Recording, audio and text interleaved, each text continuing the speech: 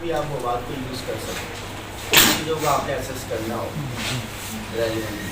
ठीक है, अब मैं ये बात कर रहा हूँ, जब स्विंग कर रहे हैं आप, स्विंग कर रहे हैं तो pelvic tilt भी हो रहा है, pelvic tilt हो रहा है। यहाँ पर जो अगेंस्ट दूसरी साइड के जो मसल्स हैं वो बेस मैक्सिमस और मीडियस ये काम कर रहे हैं।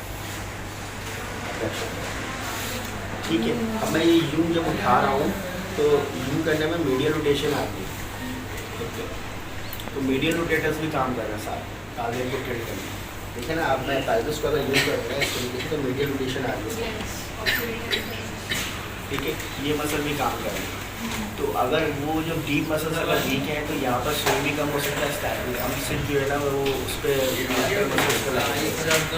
जो pelvic जो है वो शिफ्ट नहीं हो रहा है। ठीक है, pelvic ड्रॉप हो रहा है, तो आपको डीप मसल्स को भी जो है आइडेंटिफाई करना चाहिए।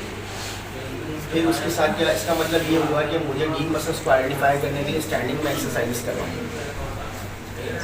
ठीक है, अब वो बात कहता है कि एक चीज़ का दूसरे के साथ रिलेशन होता है, तो हमें दोनों को साथ में एक्सरसाइज करवानी है, उसको भी और उसको जब एक साथ करवाना है पैटर्न। ये आप सुपाइन में भी करवा सकते हैं और स्टैंडिंग में भी करवा सकते हैं, ये एक्सरसाइज जो मैं ये वाली कर रहा हूँ। ठीक है, तो वहाँ पर आपने स्विंग का पैटर्न देखा कि स्विंग जो है वो कम मिल रहा है, स्टैंस कम मिल रहा है, तो किस वजह से मिल रहा है वो आइडेंटिफाई हो रहा है। कुछ पेशेंट्स में आपको मिलेगा जीरो रिकर्वेटम, कुछ ज़्यादा यहाँ पर एक्सटेंशन, वहाँ पर क्या हो रहा था जहाँ पर ज़्यादा हाइपर एक्सटेंशन मिल रही हो, किस वजह से बता सकते हैं? हैमस्ट्रिंग की वीकनेस की वजह से। गैस्ट्रोक्नीमियस, मेन गैस्ट्रोक्नीमियस अगर वीक है तो जीनो रिकर्वेटम होगा। ठीक है, दूसरी चीज़ ये होती है क्वाड्रिसेप, दोनों का इंटर रिलेशन होता है।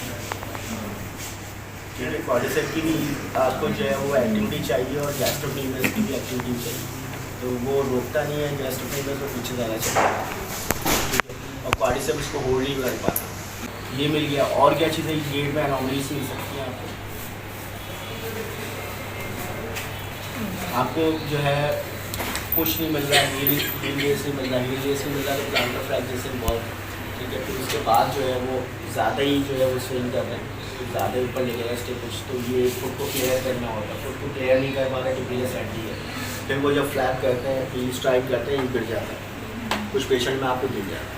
अब वो जो गिरता है वो इसेंट्रिक एक्टिविटी नहीं, किसकी टिबियस एंटीरियर की इसेंट्रिक एक्टिविटी नहीं, टिबियस एंटीरियर वीक है तो फ्लैप आ रहा है। ठीक है, देन आप स्टैंस में जाते हैं।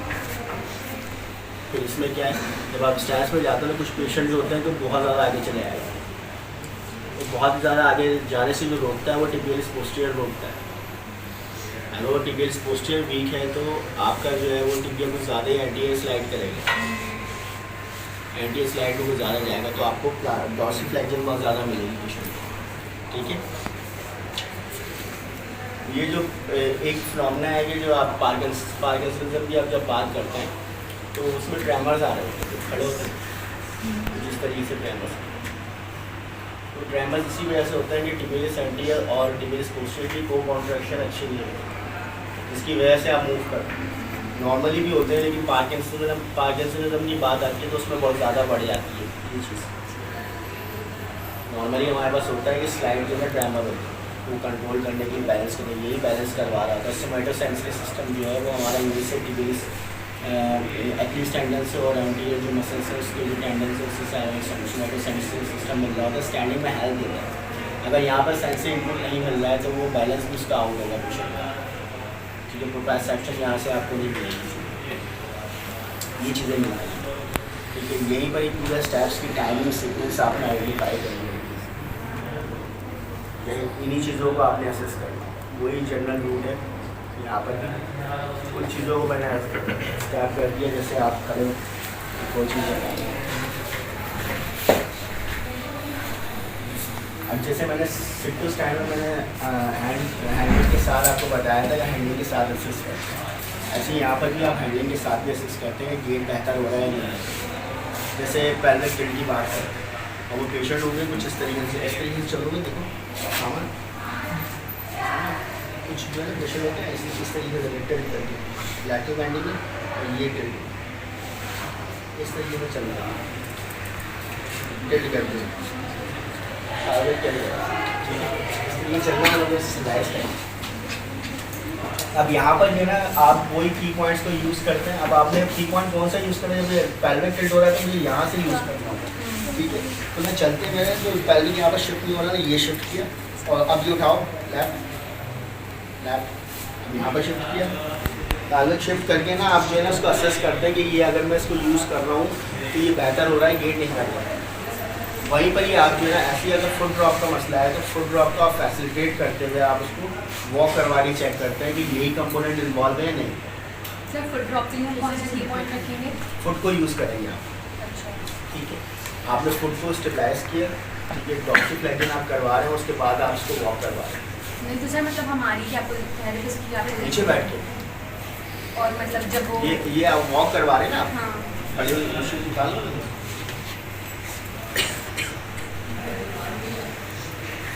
अब ऐसे ही है, अब एक पाँव आगे रखें आप, ये नॉर्मल साइड है, ये इन्वॉल्व साइड है।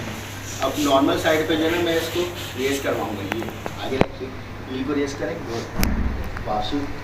इसी तरीके से जो है ना मैं की पॉइंट यूज़ करते हुए खुद को यूज़ करते हुए आगे लेके जाऊँगा और मैं चेक करूँगा कि इसकी वजह से जो है वो ऊपर का सारा सिस्टम सही हो रहा है नहीं। एक कंपोनेंट एक इन्वॉल्वमेंट की वजह से जो है वो डेविएशन पूरे लिंक पे आ सकती है, ठीक है। ऐसी जब मैं ये जो पैल्विक टिल्ट की बात की थी, ये कैंटिलीवर के गेट में हमने बात की, उसी वक्त जो है आपने फैसिलिटेट करके चेक करना है कि ये सही हो रहा नहीं है। अच्छा, इसी चीज़ को हम ट्रीटमेंट में यूज़ करते हैं। जो मैंने फुट की किया है ये स्टैंडिंग में हम करवा सकते हैं, पॉस्चर के साथ और भी चीज़ें हैं वो भी करवा सकते हैं। ऐसी जो मैंने हाथ से जो शिफ्ट करके चलवा रहा था वॉक मेथड करी हो रही है नहीं हो रही, उसी को जो है वो ट्रीटमेंट में यूज़ किया जाता है। ऐसी अगर स्लाउश पॉस्चर में चल रहा है तो मैं सेंटर की पॉइंट यूज़ करके उसको सीधा करूँगा, उसको वॉक करने को बोलूँगा। अब मैं चेक करूँगा ये जब इस तरीके से चल रहा है स्विंग नहीं आ रहा, इस तरीके से चल रहा है तो स्विंग आएगा, ठीक है। अब वो एक्ट हो गया स्पाइन तो वो गेट भी बेहतर होगा चलने में। यहाँ पर आते हुए शॉर्ट हो जाता है स्टेप। ये पार्किंसनिज्म का पेशेंट आपको सब शॉर्ट इसी वजह से मिल रहा है कि वो राउंडेड हुआ है। अब ये भी नहीं होगा उसको और ये भी नहीं होगा, यहाँ पर भी फ्लैक्शन आ गया। अगर मैं इसको नहीं सीधा करूँगा की पॉइंट यूज़ करके और उसके बाद वॉक करवाऊँगा तो उसको बैटरी यूज़, ठीक है। या फिर जो है मैं सिर्फ यही करवाऊँगा, फिर मैं थोड़े दिनों बाद वॉक स्टार्ट करूँगा। ऐसा नहीं कि एक ही दम में एक ही दफ़ा में जो है आपने सीधा करके और सीधा चले गए, तो पहले मैं इसको बेहतर करूँगा ये वाले पॉस्चर, क्योंकि ये जो है इसकी वजह से इन्वॉल्व हो रहा है, लोअर लिंक जो है वो इसकी वजह से इन्वॉल्व हो रहा है। इसको बेहतर किया तो गेट पे फिर हम काम कर सकते हैं, ठीक।